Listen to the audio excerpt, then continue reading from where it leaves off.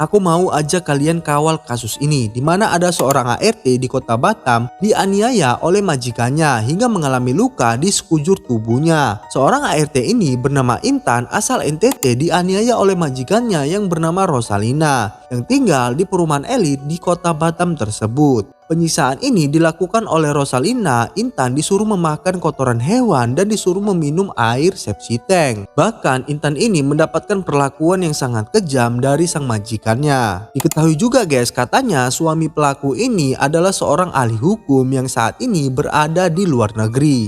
Aku harap kita bisa kawal kasus ini dan menyuarakan keadilan untuk si Intan, agar kasus ini tidak akan terjadi lagi bagi teman-teman ART lainnya yang mungkin bekerja di Indonesia ataupun bekerja di luar negeri. Nah, mungkin dari kalian yang udah klik dan nonton video ini udah gak sabar lagi nih untuk dengeri kasus dan ceritanya. Sebelum kita masuk kasus dan ceritanya, jangan lupa untuk subscribe channel ini dan aktifkan notifikasinya. Nah, sekarang kita masuk kasus dan ceritanya. Tetap di Rangkuman Kisah Nyata.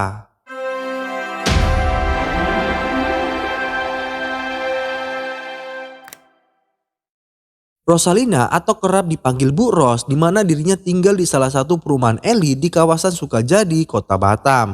Di mana Rosalina ini tinggal sebagai wanita yang berpenampilan rapi. Diketahui Rosalina ini pernah bekerja juga di salah satu bank swasta ternama di Indonesia. Di bank tersebut bahkan dirinya mendapatkan sebuah jabatan sebagai kepala cabang. Selain pernah bekerja di bank tersebut, bahkan Rosalina ini diketahui memiliki usaha kafe yang bernama Hana Pet Cafe. Di kafe tersebut memiliki konsep tempat makan sekaligus area bermain untuk hewan peliharaan. Tak hanya itu juga, Rosalina merintis usaha pet shop yang baru diresmikan pada saat itu. Namun semua pencapaian dan usahanya itu rusak ketika ia terbukti menganiaya Intan yang bekerja sebagai ART di rumahnya tersebut. Intan yang berusia 20 tahun ini tinggal di Sumba, Nusa Tenggara Timur. Yang saat itu Intan ini baru selesai bersekolah, di mana dirinya meminta tolong kepada pamannya untuk mencarikan sebuah pekerjaan untuk dirinya. Intan meminta pekerjaan karena ingin memperbaiki ekonomi keluarganya. Apalagi jika lama-lama di kampung, Intan ini tidak tahu lagi untuk mencari pekerjaan tersebut di kampung halamannya. Diketahui Intan ini bekerja di rumah Rosalina kurang lebih 1 tahun. Intan setiap melakukan pekerjaannya tersebut serba salah di mata Rosalina. Seperti contohnya mengepel, menyapu, setrika, dan lain sebagainya.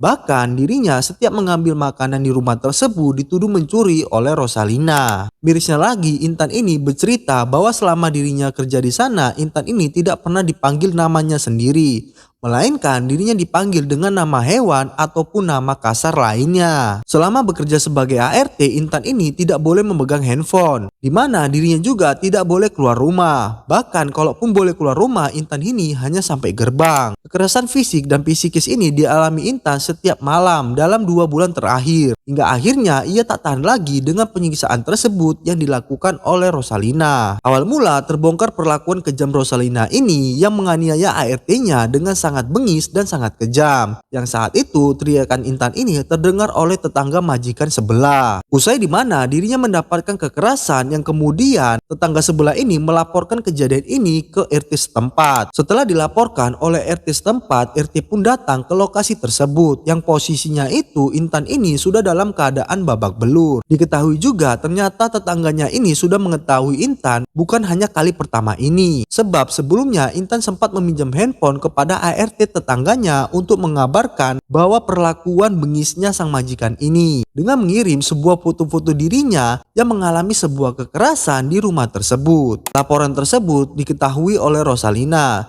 sehingga Intan ini dikurung di dalam sebuah kamar hingga 2 minggu. Intan yang babak belur dianiaya oleh majikannya ini karena hal sepele. Bahkan ia dipaksa memakan kotoran hingga meminum air sepsi tank. Bahkan ya, Rosalina ini disebut memaksa sepupu korban yang juga bekerja di rumah tersebut yang bernama Merlin.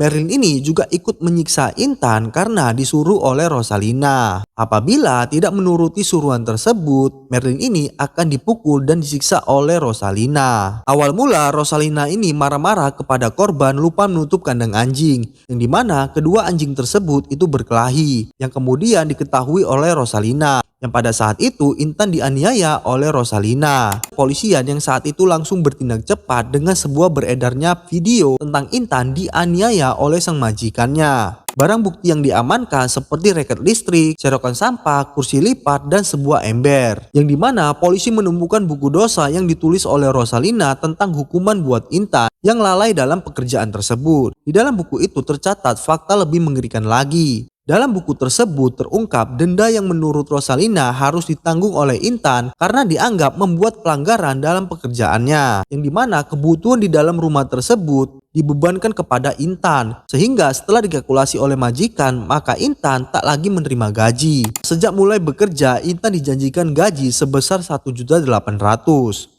Namun hingga kontrak bekerja berakhir, uang gaji Intan ini tidak pernah dibayarkan sama sekali. Yang diketahui, Intan ini bekerja di rumah Rosalina sudah 1 tahun lebih. Korban menyebutkan di mana dirinya bekerja sepanjang hari dengan bangun 4 pukul pagi dan bekerja hingga malam hari, yang dimana Intan bekerja tidak mendapatkan gaji sepeser pun guys. Regina, bibi Intan menyebutkan terhitung 18 Juni 2025 kemarin, keponakannya itu telah setahun bekerja di rumah Rosalina. Regina mengatakan bagaimana keponakannya itu datang merantau demi membantu ekonomi keluarganya, justru menjalani kesehari-hariannya dalam sebuah penyiksaan tersebut. Bukannya mendapatkan pekerjaan yang baik, justru Intan ini mendapatkan penganiayaan oleh Rosalina. Bahwa korban ini datang ke Batam dengan harapan mendapatkan sebuah pekerjaan yang layak. Intan juga bahkan dijanjikan gaji 2 juta per bulan. Namun realitanya hanya dibayar 1.800.000. Itu pun harus dipotong dengan alasan yang tidak masuk akal guys. Dimana kalaupun ada barang rusak ataupun listrik naik, itu pun dipotong dari gaji Intan.